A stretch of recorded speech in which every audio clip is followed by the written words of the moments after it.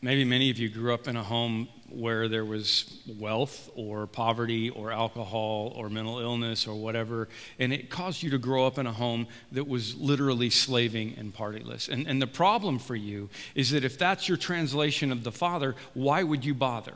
I understand that. And if church is just another place where you have to follow the rules and stay quiet so you don't wake up your angry father, who needs it? And I would agree with you. And what I'm telling you is that I think the number one thing that breaks the heart of God is the fact that so many of his children are living with the wrong idea of who he is. Either God is the Father that you have to hide from and run from, like Ferris. You know, he's hiding from his dad at the restaurant and in the cab and running down the street trying not to get caught because you think that fun and your dad can't go together. Or you have a God image that's like Genie and you think God is just unfair. How come these things didn't work out for you? Or most sadly, your God is like Cameron's God and you just don't think he's interested in you. And none of those are right. And the problem I see that I feel responsible for is the fact that God can't do much about his image as a father because of all the Mr. Roonies of Christianity. That's why Jesus was hard on the Pharisees. Jesus said, "Woe to you, teachers of the law, you hypocrites. You, listen to this, you shut the door of the kingdom of heaven in people's faces. You can't get in.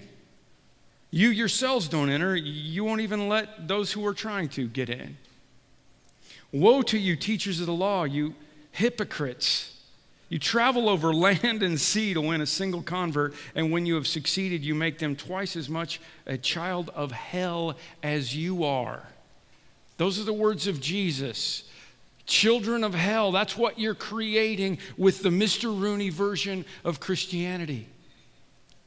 Now here's what's interesting. Here's why I know that I love God. Here's why I know that I love God the Father. I love that scene where the father runs to his son and says, "It doesn't matter what you've done, you're welcome home." I love that.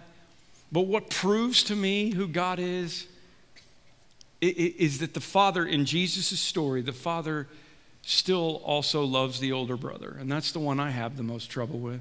"My son," the father said, "you are always with me." I don't know how you misunderstood who I am. Everything I have is yours. I don't know why you're slaving and partyless.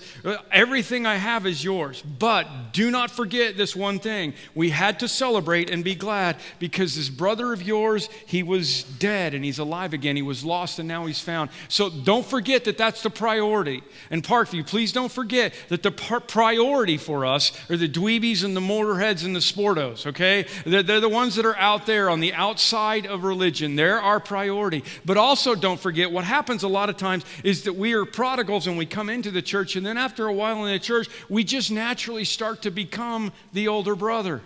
We just naturally start to want everybody to do things the way that we do them. Did you know that there's such a thing as a square watermelon?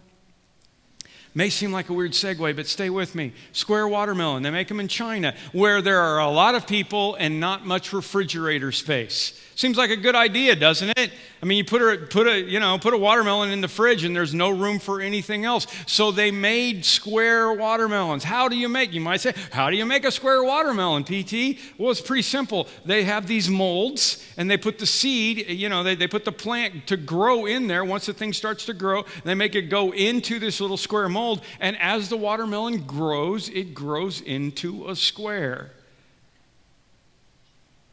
Do you see where I'm at with this? That's Christianity. That's what's been happening to Christianity even since Jesus' day. The Pharisees were like, this is our mold and we want everybody to fit in our mold. And then all through church history and today, and it's easy for us all to fall into it, it's here's our square mold. However you believe about these different things, this is our mold. And if you want to come and be a part of us, you have to make sure that you grow up and look like this.